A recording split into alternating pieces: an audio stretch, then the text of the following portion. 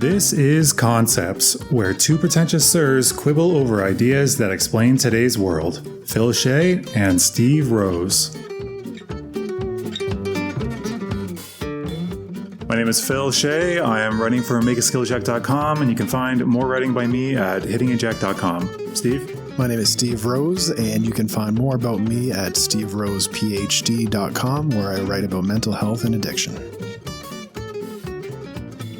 Hello and welcome back. It's good to have you. Today we're talking about fear of hope. I'm saying it now because we don't explicitly say it very quickly in the episode. I should note that we do talk about some fairly heavy topics. We're talking about suicide, sometimes we hedge on substance abuse, but overall the message is one of hope and moving forward and how we change, and how fear of hope is something that stops that. Anyway, just thought I should give this little warning here and hope you enjoy.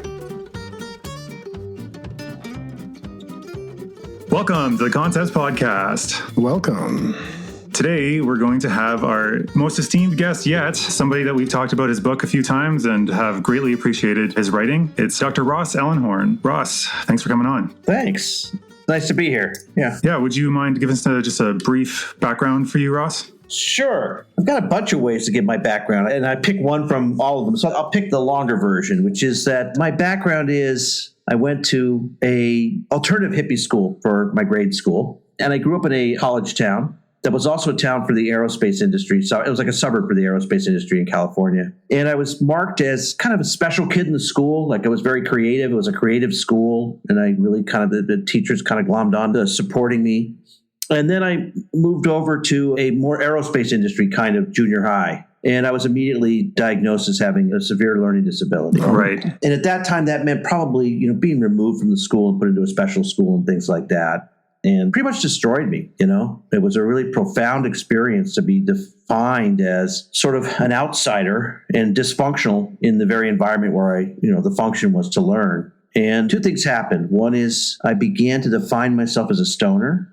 It was my way of kind of giving myself an identity that gave me sort of a reason why I wasn't learning, that I was just sort of too cool to learn. And I also started to define myself as disabled. I would tell people I can't do that because I'm disabled. And that profound experience has sort of influenced my career. So I have a program in New York City, in Boston, and in LA, and we work with people that have been diagnosed as having severe psychiatric issues, but we really focus on the social trauma, medicalized versions of care and how they really injure people by defining them as sick and broken. And so in some ways, that place has become this kind of monument to that trauma that I experienced. And during my time kind of developing as a social worker and moving towards this program, I began to work with people that were in and out of the hospital all the time, people that were really kind of considered chronically mentally ill. And I ran a group. And the group, I'd ask the group, what gets in the way of change? And over a 5-year period, rarely did anybody say in that group, what gets in the way of change is my diagnosis. It was always this issue of kind of raising expectations, getting excited again, and then the kind of terror of disappointment. And I took that and I created this thing called the 10 Reasons Not to Change. And those are based on this idea of what it means to fear hope. And that concept of fear of hope became something that I've been researching with the team at Rutgers University. Very nice, very nice. We love this concept, by the way. Phil and I have been all over this book since last summer, pretty much. And we were wondering, could you define fear of hope in your own words for everyone here? Yeah, so first of all, to understand hope is not optimism. The best way to understand hope is the emotion that drives you through uncertainty. And that's what makes hope like this fundamentally important part of motivation. Because when you're in a pursuit of a goal, you're uncertain. And hope is the thing that's driving you from one place to the other. It's that I'll be there at the other side. It's not that everything's going to be beautiful on the other side. And if you've had experiences of profound disappointment, hope becomes terrifying because it drives you through this uncertainty and then it leaves you in this place of pain because you didn't get the thing that you were hoping for. And hope generates two things. It makes the thing that you're heading towards more important than it was before you hoped. So it's your birthday, your parents ask you what you want for your birthday, you can't come up with something. The minute you say bike becomes a super important thing. And now you're a person that if you don't have a bike, you're lacking bike. So hope always sets you up with the potential of being less than. If you don't hope, you don't have that experience of being less than. And I also think that this profound experience of disappointment matches early infancy experiences of disappointment. And what it is it's the experience I'm not getting my needs met. I'm not getting nurtured. And so the disappointment you have when you hope is the feeling of helplessness. I can't manage my life. Wow. And so fear of hope is I don't want to have that experience. And so how do you avoid that? Well, you avoid it by not changing, not moving forward. You hold yourself back because every time you move forward, you have to hope to move you forward, and you're heading towards that disappointment. So yeah, I think that's a pretty good definition of fear of hope. And what we're discovering at Rutgers is that people that have high hope and high fear of hope are the people that are the most perturbed. If you're a hopeless person of high fear of hope, what's there to be afraid of? Right. The people that really are having a struggle are people that actually measure well for hope and measure high for fear of hope. Right. And that does remind me of the case study of Mary in the book, where she has very high hopes for herself and her career, and yet was profoundly disappointed. And so it led to a lot of ruminations and just thoughts about the past and what happened and trying to make sense of it and really feeling stuck in that. And so it's not just a kind of a mediocrity that results, but it's deep mental health issues. And then you got to suicide and all that with her. Mm-hmm. Right. Yeah. She's a good example of this because these were actually events that happened to her. It wasn't like she was born with this psychiatric issue. And I wouldn't say that she had mental health issues. I would say she had existential issues. Right. She's saying, how do I kind of get through life after I've had these experiences of profound disappointment? Right. And that ruminating she's doing, that's what we're finding. It's called counterfactuals, that people who have high hope and high fear of hope have lots of counterfactuals. I wish I had done that. If I only had done that. If this had only happened. Yeah. And in some ways, that's hope talking. Hope saying, this could have worked out, right? So they become kind of obsessed with these things. The shoulds and the coulds and the musts and all that. Yeah. Yeah. Yep. Just to make sure I'm on the same page, the Mary we're talking about is the one that was the athlete who injured herself against her coach's recommendations because of mono, was it? Yeah, yeah. And what's really interesting about that is she learned to distrust her emotions is a big part of that. And it's a big part of fear of hope, it sounds like, is distrust in one's own intuition and emotional experience, because in the past it led them to a disappointing result. And so a cognitive behavioral approach, like CBT, kind of classic mental health approaches to anxiety and depression, would focus on the thoughts and trying to change the thoughts. And what you're doing is very different. And I like it because it doesn't gaslight someone into further distrusting their own emotions. What are your thoughts on cognitive approaches to mental health issues as opposed to kind of these more affective approaches that you take? Yeah, my approaches are all relational. There's this thing called common factors research. It shows that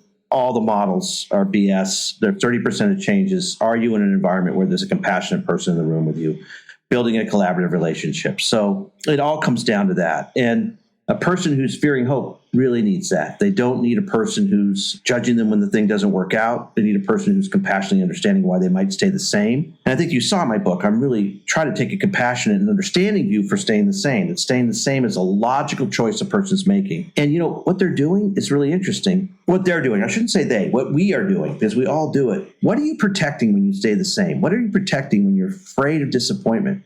You're protecting hope. You're trying to not have whatever hope you have in it get disturbed. Yeah. So in some ways, staying the same is a beautiful thing. Right. You're doing something self-loving the best you can because you don't want that hope being chipped away at. You're protecting yourself. Yeah. Yeah. And the other thing you said about Mary that's really important in the research is that I said earlier that fear of hope and high hope lead to counterfactuals. That's sort of true. They actually lead towards distrusting your emotions, and that leads to counterfactuals.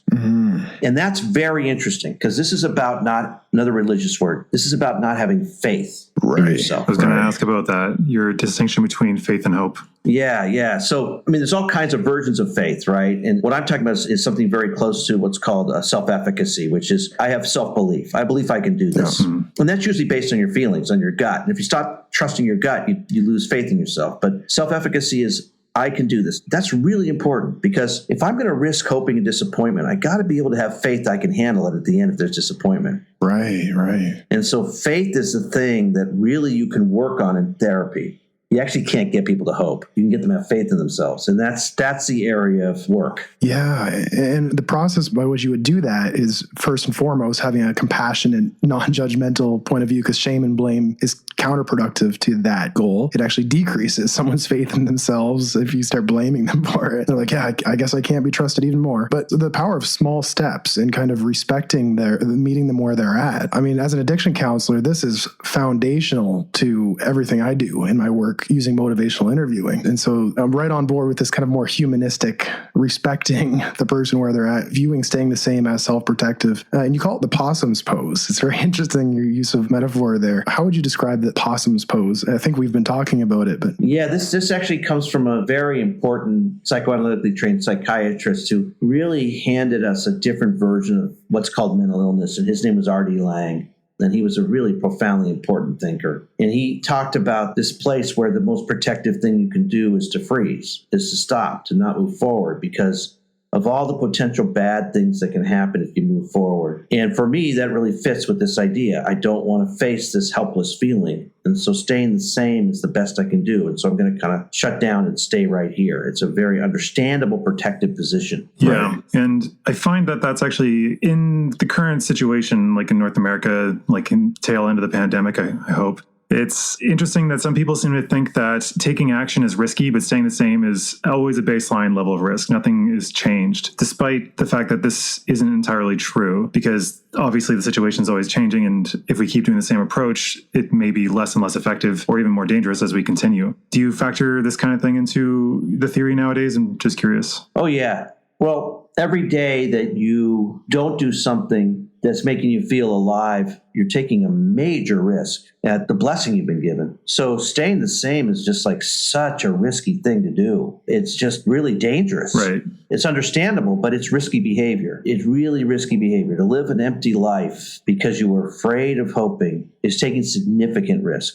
The real risk is not taking risks, in other words. Yeah, very much so. It's just a risk that hides itself in comfort. Just like, conformity is like this profound risk. Authoritarianism is a profound risk. Buying the newest product is a profound risk. Fads are profound risk. Giving up your inner creativity for the purpose of staying the same and being like everybody else is just really risky behavior. Right. It's like the reference you made to Fleabag in the book where you talked about how they just wanted to be told what to do, right? Yeah, that show, the writing on that show was profound. By her, right? By that actress. Yeah, it really profound. Yeah. I've heard great things. It's on my watch list, ever expanding. But it seems like a growing trend in the world these days of just wanting more stability. I always kind of curious about how the political psychology research is going these days, because with these huge events, it seems like people are finding that with uncertain times, they're seeking certainty in somebody telling them what to do. And so authoritarianism, as you mentioned, is on the rise, it feels like. Yeah. Right. So I don't know if you guys know this old theory. It's a very important theory called terror management. Sounds familiar. Vaguely know it. Yeah, which is basically that when people get more afraid for their lives, they become more conservative. Yes. And they begin to kind of retract from the world in ways. They want more certainty in their lives at that point. They can't kind of bear uncertainty. And so they begin to really kind of stop being playful about life in very serious ways. And so that does feel like what's going on in some ways. Largely. I'm just curious, though, when you say that, it makes me think about how people who can't afford taking risks take the most risks. I think it was some gambling research to do with that. Steve, are you familiar with this? Not familiar with what you're referring to, but that's often the case. I mean, you had to have less to lose. And you're willing to bet it all. Yeah, yeah, it's not good. But like, how do you find those are at odds? Like, how do you square that? I mean, well, one is just about risk. The other one is about existential risk. And so what terror management theory is about is like you're going to die. Like bad things are about to happen that are serious like that. And people become more conservative, more authoritarian at those points. I can understand that there's another element, which is people want to just go out and party because it's like things are ending, right? But there is this element towards kind of congealing at that point, This reminds me of Fromm's Escape from Freedom. Yeah, absolutely. A lot of my stuff's based on Fromm. Yeah. Steve, do you want to elaborate that? You're just dropping a reference that people may not know. I haven't read the book in a little while, but it reminds me of those themes of how people want to escape freedom because freedom is uncertainty. And in a more existential level rather than kind of political, you can take it in a political sense, but existentially, you're now responsible for the decisions. And so in the freedom to choose, you also bear the responsibility. That's a huge part of your concept, it sounds like. It's kind of this very, almost like Jean-Paul Sartre. Who's also dropped frequently. Yeah, a very existential kind of agency perspective. Can you talk more about that? And maybe in the purple crayon example, because that's the one that you're really fond of. You have a tattoo of that too, don't you? I do, and I have another book by HarperCollins coming out on Just Herald. So let me go to the story of Exodus. And I'm going to that because Fromm was a Talmudic scholar and then a psychoanalyst and then a Marxist psychoanalyst. So he's a really interesting guy. But he refers to Moses a lot. But think about this. So Moses goes up Mount Sinai. to build these 10 commandments. The 10 commandments are going to be the things that guide people, right? So there's like choice in it. There are laws, right? There's going to be law. And he's basically saying, like, folks, do not make any idols you bow down to while I'm gone. Like, that's just out of the question. We're done with idols in our religion. We're going to be a law-based religion. So now the person that everybody sort of feels holds them together, their leader's gone, and they're hanging out, and he's not returning. And all of a sudden, they start melting down their jewelry, and they build this golden calf, and they start bowing down to it, right? That's a remarkable story of what people do when they feel unsafe. They begin to take the choice within them, what empowers them in life, and they place it on an object outside of them. And the Marx would call that alienation. I'm taking my own powers, and I'm putting it on something outside of myself. Is this similar to Bad Faith from Sartre? Yep. And what Sartre also called a spirit of seriousness. Yeah, exactly. Similar. Yeah, exactly. Yeah, on a group level. Yeah. Absolutely. Nice. And in terms of the Marty and the purple crayon, I mean, I wrote a whole book on this. Do you mind kind of explaining the story and its relevance to this? Yeah, sure. Or Harold and the purple crayon? Harold, yeah. Harold Purple Crayon, Harold, yeah. Yes. So Harold and Purple Crayon is from 1955, which is exactly when Erich Fromm was writing. It's exactly the same year that the largest civil rights protests happened in the United States. It was the year that Martin Luther King became famous. It was a year where John Coltrane first put together his quintet. It's the year where Allen Ginsberg read Howl. It's this year of profound struggles over how do we stay original and how do we fight for what Martin Luther King called the sacredness of human personality. This idea that and that comes also from transcendentalism in the United States. This idea that the closer you can get to your own originality, the closer you are to God. It's kind of a beautiful modern concept of religion. Martin Buber talked about it. Paul Tillich talked about it. These are 1955 guys too. And so Harold is like this little story for kids about this boy who draws his world. He's got this purple crayon and he goes through life and he draws his world. But he ends up always kind of drawing things and then things fall apart. He's got to save himself from it. So he draws a dragon to protect this tree. They forgets the dragon, something he drew. So there you got bad faith, right? I drew it, but now it's attacking me. His hand starts to shake. He falls into this ocean of anxiety. He begins to drown. Then he pulls himself up. There's moments where he falls off a cliff and he's kind of dealing with nothingness. There's moments of profound loneliness. But all along, he keeps it being able to draw. So it really is this message of how important it is to take an artistic view of your life. That I'm drawing this and that I'm creating this, and yet it's not individualistic. That the more you're original, the more you're actually joining the world. You're being a part of the world. You're not becoming isolated from it. And we live in a culture that divides collectivism from individualism in a way that it's a false duality, Because to be individual is to be in contrast to those around you and how you relate to them, right? Yeah, but you can't relate with them without being original. Yeah, that's what I mean. Yeah, like how am I going to take in information from you if I'm not person having an interpretation of that and my own version of it? And so originality is central to our connectedness. And advertising manipulates all of that. It says the best way to join the crowd is to be original, right? It's just constantly selling that thing. Right. This will make you unique like everybody else that buys this same product, But they're manipulating this thing, which is that there's something really beautiful in modern times, which is what I call the sacredness of human personality.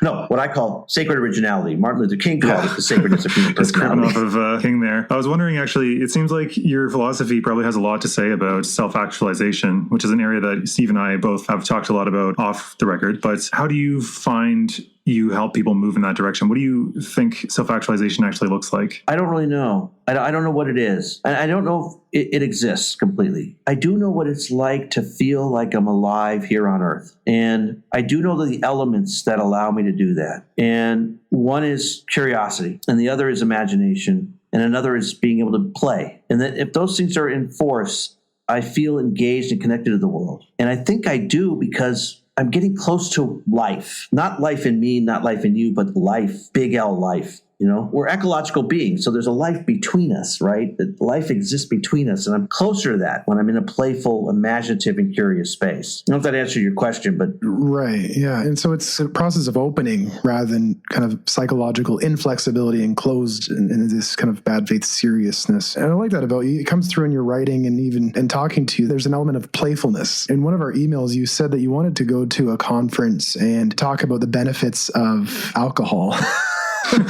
As an addiction counselor, I love this kind of... I don't know this story. Can you recount that, Ross? Oh, I'll tell you this, and then I'm going to tell you what I think play is, because I think play is a very serious thing. My idea was, alcohol's awesome. I mean, it's awesome. I mean, first of all, like, Steve, we talked about that, like this human-made thing where there's all these like cool and interesting flavors and they're subtle and it's like this art form. It's profound. All these beers and all these scotches. And so I just thought it'd be fun to go to a conference and talk about that because it's taken as just this bad thing. Always bad. Yeah. And that's exactly it. And I know it works for some people, not others. It's a 12-step approach, which brings a lot of seriousness and heaviness often. And so this kind of unique way of approaching it, here's the benefits. It's respecting staying the same really is. It's kind of treating it with, I guess, seriousness and not saying, oh, that doesn't matter. Change is the only option. And so it approaches it with what are the benefits of the thing you're currently doing, which is kind of a part of motivational interviewing, the decisional balance in motivational interviewing, where you start with the question of what does it do for you? Yep, exactly. So throughout history, there's been these things people put in their mouths that change their consciousness. And we've got a bunch of those. Some we call illicit, some we call legitimate. They're all the same. The illicit ones can be used for changing consciousness in a good way. The legitimate ones, by the way, if you're treating psychiatric condition, cause a shorter lifespan, obesity, all these horrible things, but they're the legitimate ones. Yeah, respected. Yeah, they're the respected ones, even though they're profoundly dangerous to people, especially the antipsychotics. Profoundly. So what if we lived a life where we're kind of figuring it out on our own, which one's the one that works, and we're getting help when one becomes destructive for us? Love that. I love that approach. As an addiction counselor, it's like, okay, so what's the cocaine do for you? Well, I have a really great night playing cards and talking to my friends. And I'm like, okay, sure, that's an option for you. And I kind of weigh that like, okay, and what else? I mean, is there a different offer on the table? And treating it that way as and not like, oh, bad, you did that again. That's not right. There's something powerful in that. And so I don't think it's just a playful thing where you go to a conference, you talk about the benefits of the thing. I think it's some function. It's playful in a different way too. It's saying, let's create some ply here. Let's not be so strict about an idea. Right. This is the only way forward. And Mm-hmm. Right. So you guys are speaking the same language, but I guess I still don't find it like a very clear line between why we need to address the benefits of staying the same in order to pursue the benefits of changing. Because if you're making a choice between two things and one is just amazing and the other one is just kind of like the same old, like it seems like it should be easy. So can you more plainly state why addressing the stasis is necessary to enable movement? Oh, yeah. You mean address it in a compassionate way, in a non-judgmental way, you mean? Or even just like plainly look at it. Because I think we've talked about in this conversation, people usually say that like change is the only option. Every other option is just bad. And when it's put that way, it seems like, why would you ever even say the same? Then obviously the choice is to move, but clearly that doesn't work. So I'm wondering, like, what do you see the mechanism is that addressing the benefits of staying the same helps to let go of it? Why do you think that's essential? Yeah. Well, I'm getting old enough that if I don't say this now, I'll forget to say it. So let me say it. Yeah, we live in a culture that says you're like this machine and you've got to reach perfection. And if you're not reaching perfection, something's wrong with you. So that change side of it's really pathological too. Like you always got to improve. You always got to get better. That side of it's a mechanistic view. And some of it has to do with capitalism. Like, how do we make you stay a good worker? And buy more. How do we get you back to work and buy more and be happy and all that? But I just don't think people change without being in a place of compassion. So if I say to you, well, why aren't you changing? What's wrong with you? That's just not going to work. First of all, it's also untrue. You're doing something out of your own self-love. It's not great for you, but it's understandable. This is not you hurting yourself on purpose. This is you trying your best to take care of yourself, right? And it's not working for you, but it's very understandable. That gets a person to be able to contemplate their situation. Steve knows this well from motivational interviewing. Like if we come in and say, you got to stop drinking, it's just not going to work, right? Because then you're stopping contemplation. You're stopping the person to be able to say, okay, person can't weigh pros and cons if you remove the cons. Or you move the pros, right? So put the pros in front of the person. And to answer Phil's question a little bit, if you don't address the staying the same element, as you say in your book, it operates in the background unconsciously and it has more power. Yeah, that's right. Right. So that makes sense. I guess it's kind of like the Carl Rogers perspective of like unconditional positive regard being a core component of therapy, because the person's not going to be feeling open to taking risks so they don't feel supported. And if you're saying that you must change, it's implicit in the statement that you are bad as you are and you must change in order to be accepted, which, while it does sound like a good motivation for some, it tends to not work, as you're pointing out, both of you. Right. I do feel like this common factors research shows that he was really right. That his position is sort of the thing that keeps getting proven over and over again when they do this research. It's not the model. It's something very close to what Carl Rogers was doing that seems to be the thing that's actually making the therapy work. Which is funny because it sounds so hippy-dippy. Yeah. Yeah. But that doesn't mean it's wrong, yeah. Yeah, hippies are Oh, okay. I'm not judging them. It's just people seem to think like, oh, it's so flowery. There's no way that just patting someone on the head will help them. Right. Patting someone on the head, I wouldn't even describe it as that. That's how they disparage it. Yeah, you're right, Phil, though. We don't live in a hippy-dippy behavioral health field anymore. We live in a behavioral health field that says this is the best practice for depression. This is the best practice for anxiety. This is the best practice for substance abuse. In other words, the person coming to you is not a complex human being. They're like a broken machine, and you have the right tool. And if that tool doesn't work, something's really wrong with the person because you use that best practice tool. That's not hippy-dippy. That's this kind of mechanic view of the soul. And that's where we've ended up in the psychotherapeutic professions. That's a really awful, dangerous place. It's exactly what these people in 1955 were worried about. They were talking about positivism. They were talking about, psychotherapy leaving the arts and becoming the science and all this kind of stuff. And sure enough, that's where it's ended up. Yeah. And to bring it back to the seriousness of play, you mind expanding on that? Yeah. So I think play is the event where you take something that seems solid and you make it malleable. And you give life to the thing. That's what a child's doing when they play with a toy. They're taking a toy and they're making it something that becomes both inside them and outside them, that they feel is both outside their experience and it's also something that's inside their experience. Does that make sense? You're in a middle space when you're playing with a toy. Like your Icarus metaphor, not flying too high or too low because the wings will dissolve and just kind of being in that comfort zone. Yeah, or just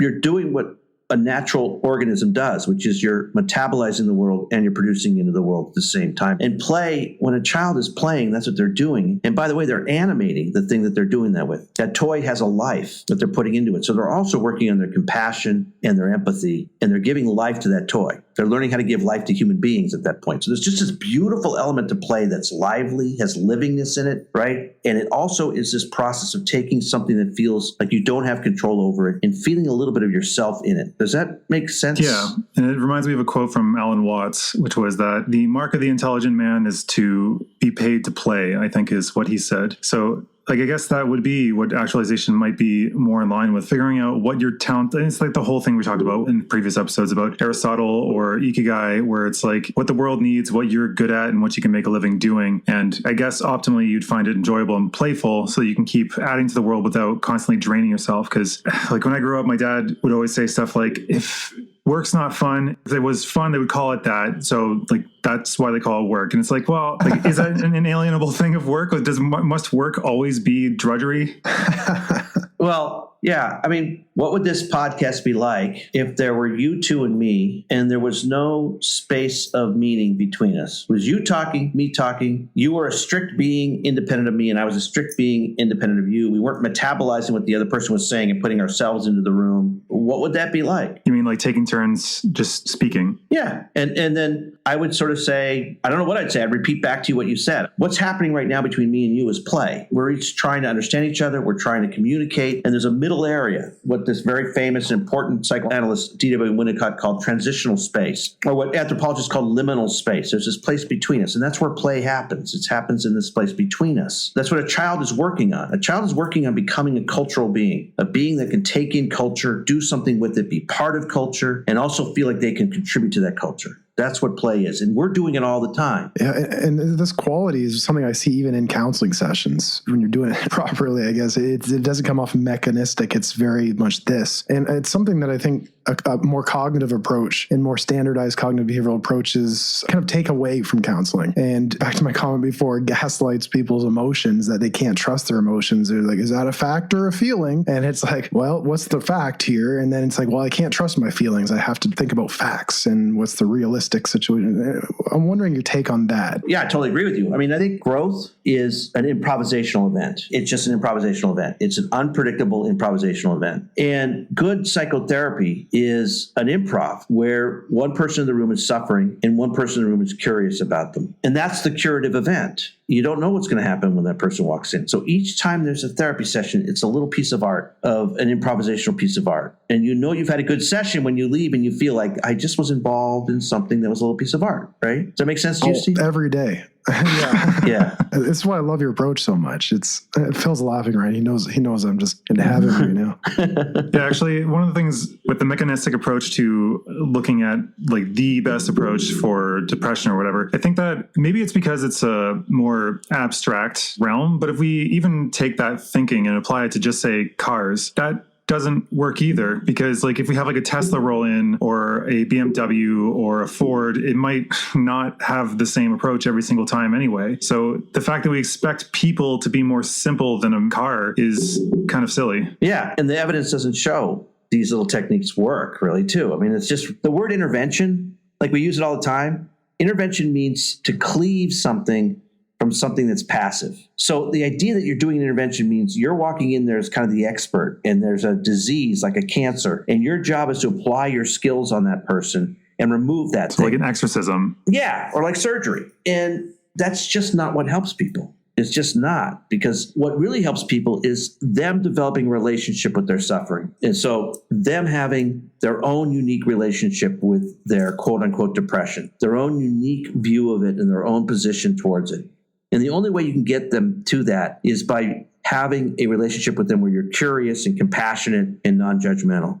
You're just helping them get to that place where they're having a relationship with it and then deciding how they want to relate to it. How do you distinguish between having a relationship with their disorder and defining themselves by their disorder? Because you do touch on that in the book too. Oh, yeah. I haven't figured out what this disorder thing is yet. I've been in this field for 30 years. I don't know what it is. Sure. Well, I mean, I guess you know what I mean. You know what I mean? I misspoke. My bad. By somebody identifying as that label. Right. Like I am my depression, or I am, like you said with your learning disability, right? Yeah. I didn't have a learning disability. I don't factory learn. 100%. People who present saying they have ADHD, that's the biggest thing. They've been put into a context where they've been made to feel quite inferior. And the teachers are not afraid to say that, especially back in the day, you know. Yeah. But Phil, my first book was actually on this thing called patient careerism. And it was actually about what you're describing, which is, and it had the fear of hope stuff in it and the 10 reasons not to change even back then. And it was about this group of people that kept going in the hospital for what they call parasuicidality. You know, they kept making these attempts. And what I was saying is that they needed this identity of a broken person because it's the one identity that could kind of hold people's expectations at bay.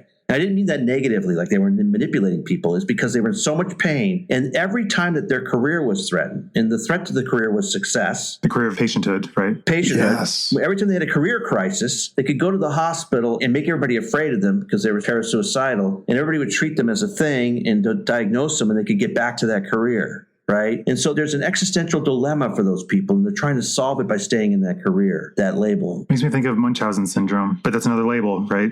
Yeah, it's okay. The labels are okay. It's just they help us understand certain areas of suffering, but they're often unhelpful in helping the person understand their experience. Sometimes they are. Sometimes it's really good for a person to say, I know what this is, and I'm like a lot of other people, and I have a community of people that are suffering from the same thing. You know, it is helpful that way. But you know, there's a thing called personality disorders. Yeah, those are controversial already to begin with, I think.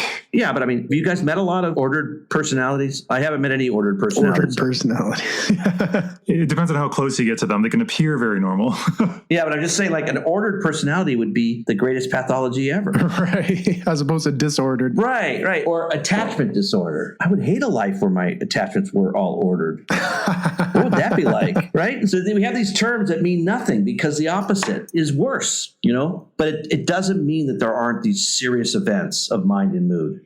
Very serious, very painful events. In fact, in my wish not to label people, I think I'm taking them more seriously. Yeah. Because you're engaging with them as an individual. And I'm seeing what the suffering is. I'm not seeing, this symptom. I'm seeing this must be awful for this individual in relationship to this event. I have some friends that have been struggling with some stuff, and I can relate with health stuff. Like you have like a pain and you go to the doctor and they check you out and they're like, you're perfect. And you're like, but I've got something going on, like nothing's there. So they can find the label to be helpful, I guess, as you said. But I guess it depends on if they buy into it so much that they don't want to let go of it because that's who they are and how they've interacted with the world. Kind of like, I think it was in the book, you talked about how you cleaned your office. That's what it was. You cleaned your office and you still talked about it in the present tense as though your office was dirty because your self-concept has still not caught up, right? Yeah. Here's the thing, Phil. Medicine, and this is this guy, this French philosopher named Michel Foucault. And Familiar, yeah.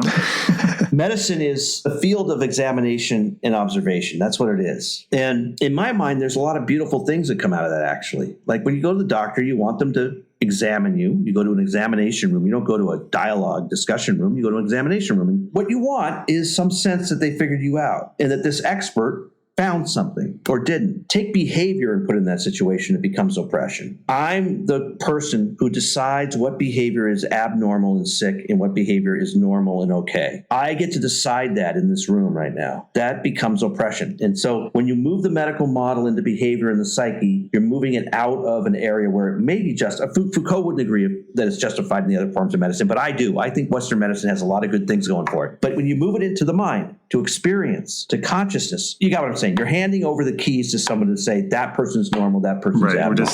We're putting people in boxes, even though we don't have answers, because clearly we haven't figured out how to optimize even nutrition, let alone psychology and behavior. One thing I remember you saying to me, with the first time I called you, was about at your organization, I guess I should say, you deinstitutionalized doctors, I think was the way you put it. Can you explain that a little bit? Yeah. But let me just respond to your comment about boxes, just to refine that a little bit. It's 2 boxes, and we are a creature that is highly susceptible to experiences of ostracism and otherness. And the 2 boxes are you acceptable or are you not? Right? There's always little tiny categories, but basically psychiatry decides this group is sick in the head, basically sick in the head. This group is not sick in the head. Right? That's a very powerful mechanism in our culture. So this clinical gaze, as Foucault would call it, one of the things that he said that was so remarkable is it doesn't belong to people. It courses through institutions. Yes. It's a little bit like evil. You know, if you have that view of evil, it doesn't necessarily always belong to people. It courses through populaces. And so it courses through the professions. And so you go into a psych unit and you'll see a doc doing things that seem oppressive, but you remove that doctor from that psych unit and you give them the ability to do more creative work, and they stop being othering of people. And that's what I meant by we deinstitutionalize doctors at my work, is that we remove them from this place where they can only see the client for 15 minutes, on a hospital unit, where there's all this pressure about liability. You give them a place where they actually get to do it, why they entered the profession, and they become humanists. They become humanist psychologists. That's what they become.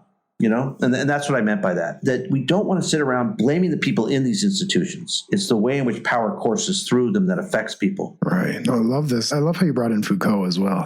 Phil and I talk about him. Phil's not a big fan, but unlike Eric Fromm and the other existential kind of humanistic psychologist perspective, this brings humanism to a sociological or institutional level. It's the same discussion we had earlier, but on a broader scale. It is. Yep. 2 things that come to mind that if we want to talk about them, we've got like 10 minutes left still. One was I want to know how this informs your perspective on parenthood. And the other one is how, I guess, the way people see reality as it is as the only way it can be and are unable to see other systems. Because with Foucault, as you just mentioned, it's like the system is that way and people think, well, this is how it must be. And so we kind of put up with these subpar situations as a result. I guess I had 2 thoughts. One was the parenting, but I guess I just did a long-winded one for Foucault. So how do you see this? People are quick to either say we need to have severe crackdowns and enable power to stop these risky things happening. And the other half seems these days to want full-on revolution. What do you make of this with Foucault's perspective there, I guess, what you were just talking about? Yeah, I don't know. I don't know if I have a strong opinion about it, changing the world. I don't know if my brain is good at that part of it. I do believe in this research that there's a constant third of the planet of human beings. This is Anne Applebaum. There's a constant third of human beings who have a powerful wish for oneness. And that group is the group that always ends up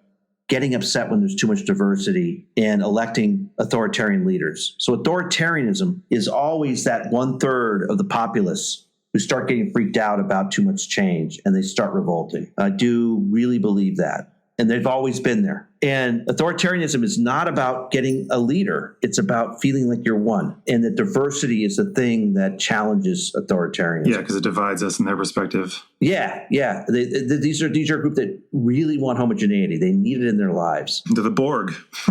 Yeah, exactly. Which gets us back to also the left. The left wing, really loves this collectivism stuff. Oh, that is a strange line I've never thought of. Yeah, and they're also always worried about individuality as a bad thing on some level, right? That's rugged individuality. They see this libertarianism, right-wing libertarianism. So on the left, there's this attraction to collectivism too. And what we want is a a combination of both, and we want that in our own lives. I mean, we want that psychologically. I'm apart and I'm apart. I'm apart and I'm apart. Right. You got what I'm saying? Yeah. I'm not saying the same word again. I'm Yes. apart and I'm apart. We want those things always at the same time. That is really what makes us feel alive and connected to others and sort of connected to life. Right. And that leads back to what you were saying earlier about how we can only be unique, or we can only be connected maximally to others when we're maximally unique. Is that way do what you said, Justice? Yeah. Well, think about like a great novel. Like the more intricate and unique the character is, the more universal the message. The more personal, the more universal, as they say. Yeah, the more you can see the intricacies and uniqueness of the character, the more there's a message in it that's universal. And that there's kind of an element, and I think that's really important. And modernity is offering us this chance for more of that. That's why concepts of dignity become important in modernity when they didn't exist 200 years ago. The Declaration of Independence talked about freedom. The UN Declaration talked about human dignity. Human dignity is the ability to be your own person, to be able to design your own life in relationship to your own creativity. So it seems inherently against authoritarianism then. Yeah. And it threatens authoritarianism. So the more people see people being original, the more they get terrified. That third wants that homogeneic experience. Do you think that stems from the fact that like they may not have squared away some of their internal shame for the things that they want, and when they see someone else living that, they find it kind of is like Jung's shadow. They find the reflection of the thing they don't accept in themselves. Is it part of that, you think? I don't know. I mean, I guess I find it just understandable that we come from homogeneic experiences, tribal homogeneic experiences,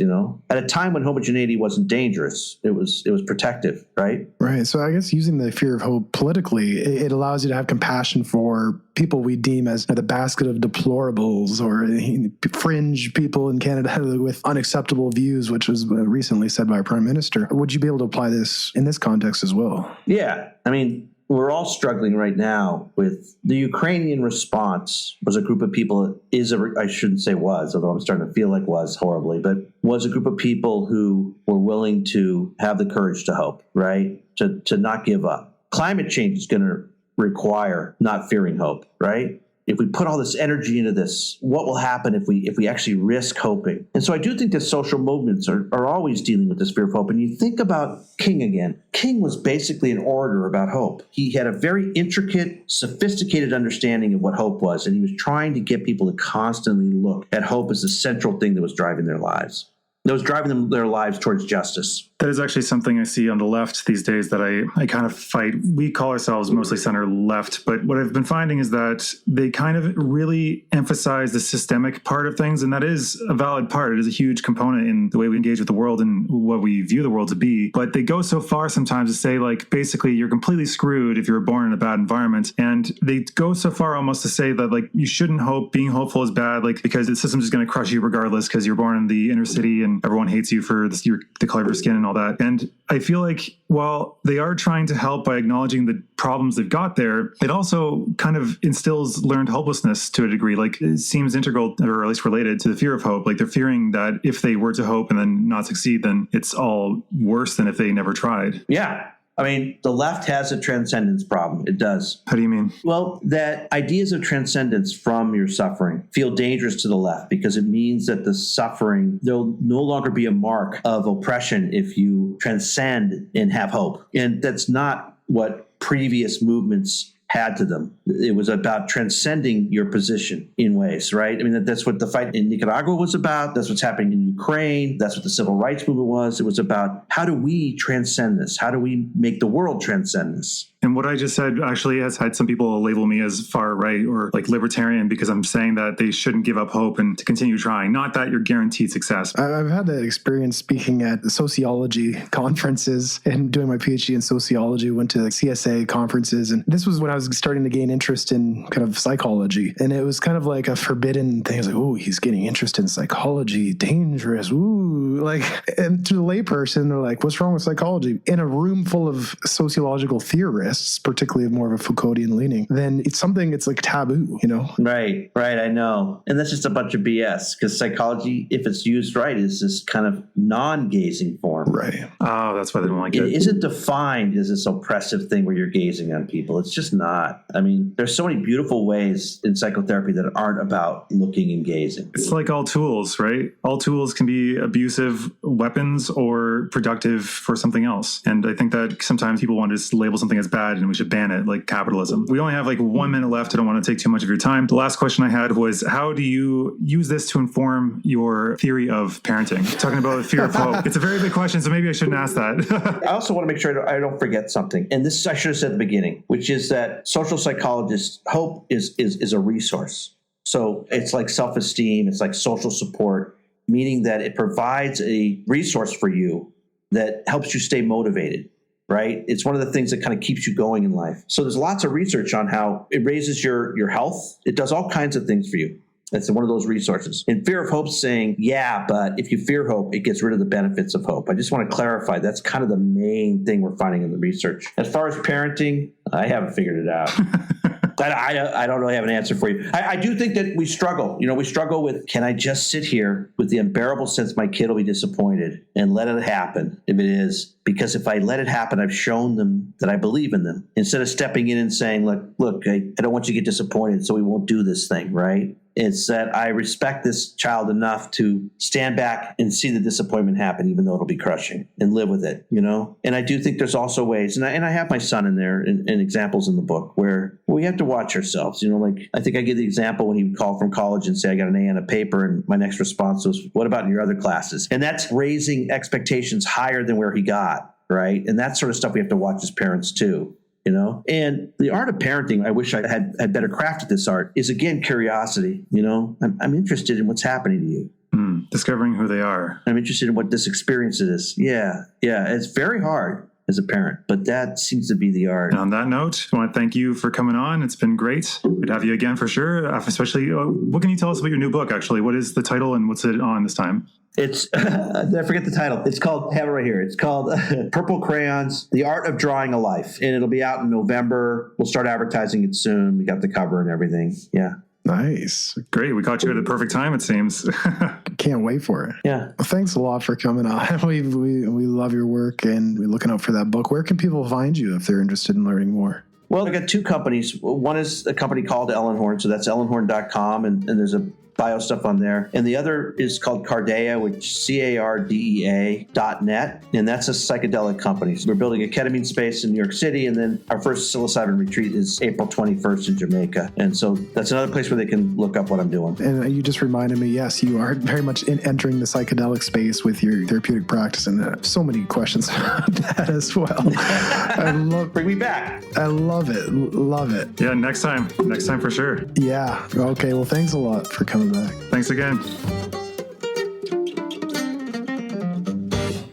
It'll work out. It's fine. Don't worry about those flames or smoke. It's good.